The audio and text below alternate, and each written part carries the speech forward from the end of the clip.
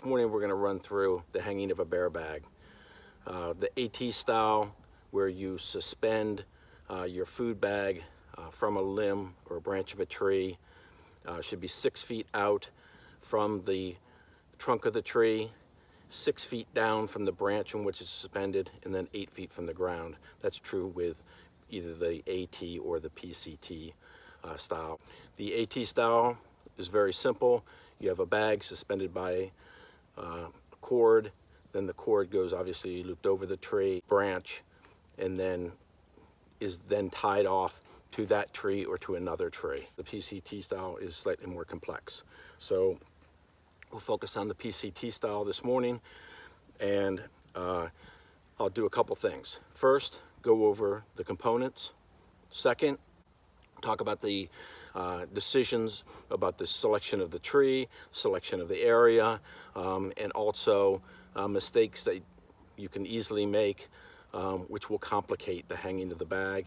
And then the third is I will show you just doing it one time. So we'll get started. So the first thing we're going to do is just simply take the end of our cord and tie a loop into it.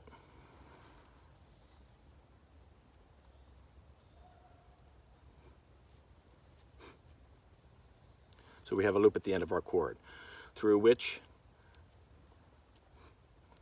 we will attach the carabiner.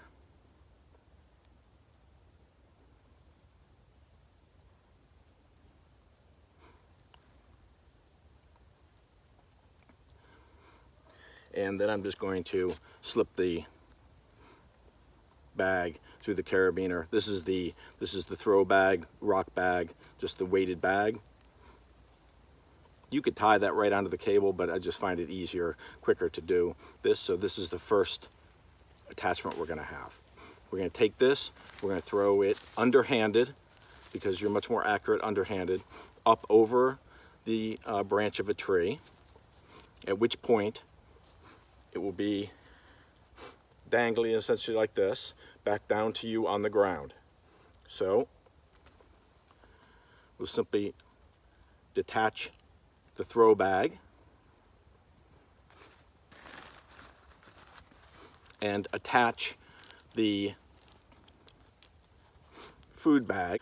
So once you have the bag attached to the carabiner, to the cord, and you're just about to lift this bag back up to the branch, you want to take the free end, the dangling free end, and insert it likewise through the carabiner.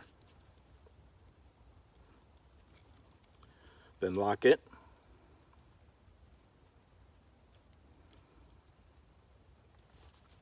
Like this. It's traveling through the carabiner, both ends.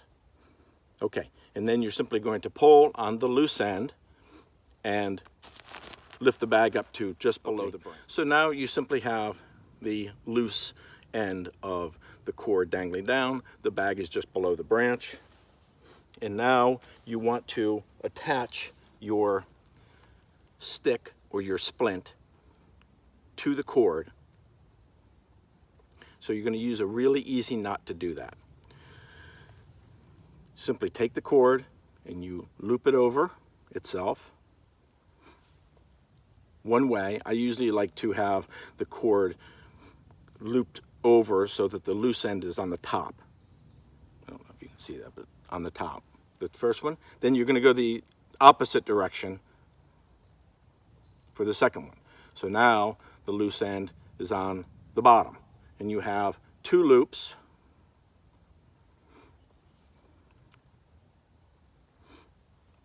One with the top end behind, and one with the bottom end behind. Okay, so they're just opposite. You went opposites with the two loops. You're going to do the same thing when you take the stick. You're going to go through the front of the bottom one and through the back of the top one. And that's simply going to cause a loop in the cord that will capture the stick as it tightens. So now you have this stick suspended with two straps so that the force is distributed and it won't twist away from itself, dangling from your free end of your cable and cord.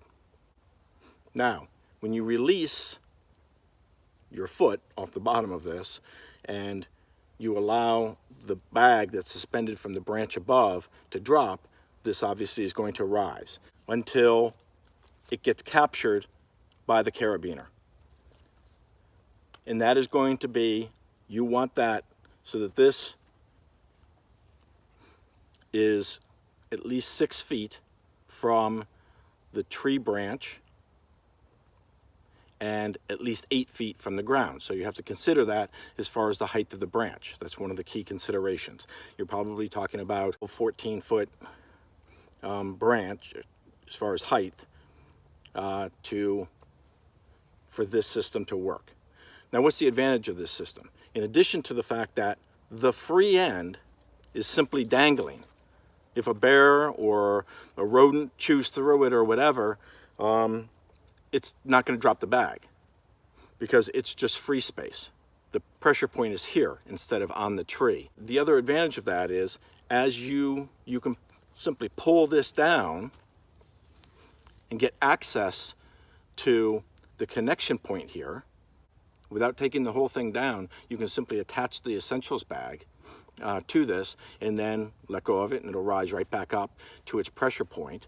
And so in the morning, you don't have to take your whole bag down in order to get to the components that you're going to use for brushing your teeth or whatever it is. So that's another nice feature of this. Okay, so I will show you this. Here are the weighted throw bag, the carabiner, and the line. Note how the line was just loosely spooled in my non-throwing hand so that it could be released as the bag reached the branch. In this instance, the tree limb you're going to see is well above the 14-foot minimum, so I had to add weight to the throw bag. You might notice that the line looped over the branch a little far out, but it worked fine for this instance. Then as I approached the bag, I simply replaced the throw bag with the food bag. After doing that, I will loop the free end of the line through the carabiner as well, as I demonstrated to you previously. And then I simply raise the bag back up to just below the level of the branch.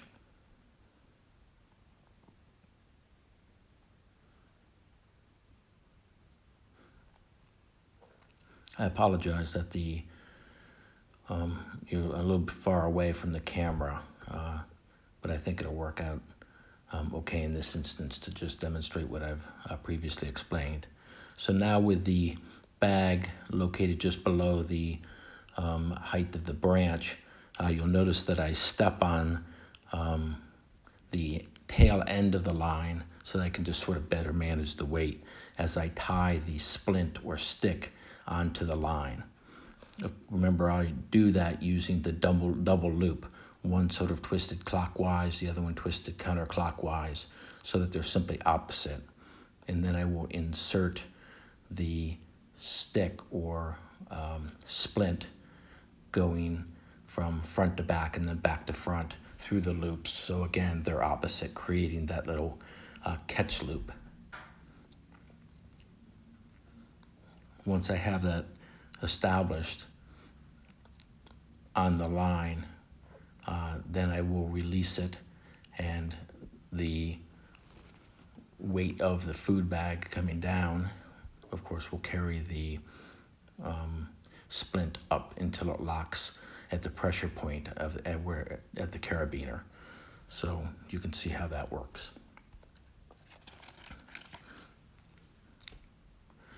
Now I'm just going to raise the bag back up in order to demonstrate to you what you could do as far as having another bag, like an essentials bag, that you would use later in the evening or in the morning and not have to take the whole food bag down in order to get to it.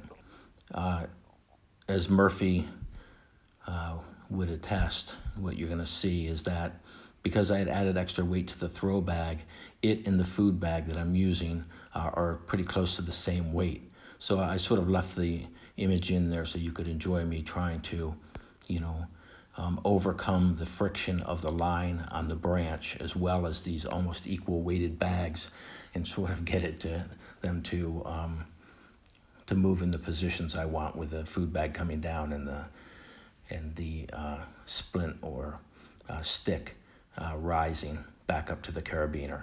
I don't think it ever actually got there, but again, that's fine. It would normally do that, but it is a sort of a cautionary note. You have to sort of pay attention to the weight of those two bags, particularly as your food bag gets lighter.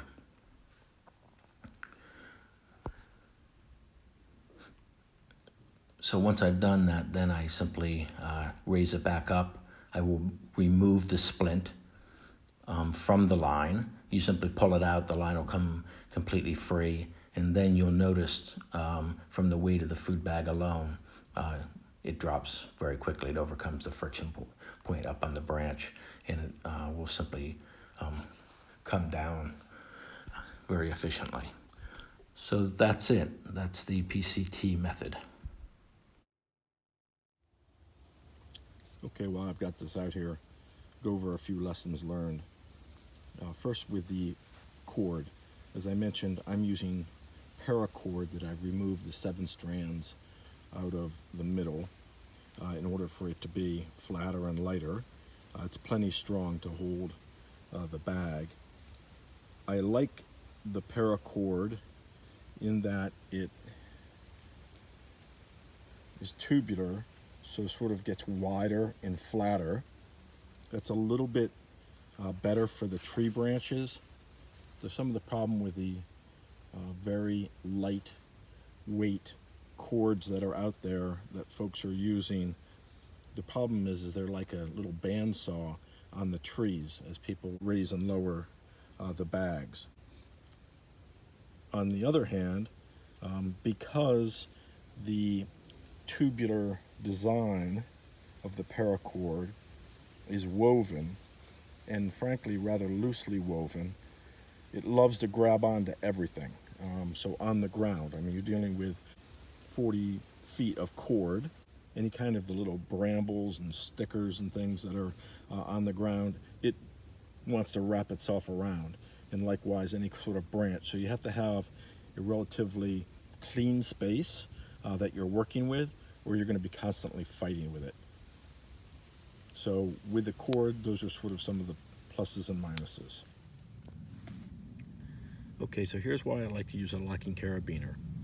I hope it's self-evident, but the line with the knot is the weighted line from the tree branch, and this is your dangling end that feeds through the carabiner. The problem is that on a windy day, this is sort of floating. Now, if you haven't tied this off to a tree, there's not another tree available or something, then this line is just sort of floating. And even the bag may be twisting. So all it has to do is get twisted around the carabiner one time and go through the open gate of an unlocked carabiner. And I think you'll be able to see that when I apply pressure to try to pull it back down, this has now formed a beautiful S-lock, and you won't be able to get the bag to come back down. As far as tree selection, in this instance we have a suitable live branch surrounded by dead branches, which Murphy will ensure fall either overnight or while you're trying to either hoist or retrieve the bag. So due caution needs to be placed or considered for dead branches. In this instance, we have multiple branches, and it's just, you need to remember that because the carabiner locks the two ends of the line, the bag will not be able to rise above the bottommost branch. So that is always a consideration to keep them from being tangled together. Had a good hike today. Did the shot with the bear bag. I think that worked out pretty well. So I'll just wrap up this hike with a thank you. Thanks for all the comments that you guys have been making. The new subscribers, I really appreciate it. The help with the channel, I really appreciate you increasing the views so that I can move towards monetizing the account and starting to funnel money to the Cancer Research Institute. I think that's going to be a great initiative. And so, again, I just wanted to say thank you for all the support, guys. Talk to you soon. Scars out.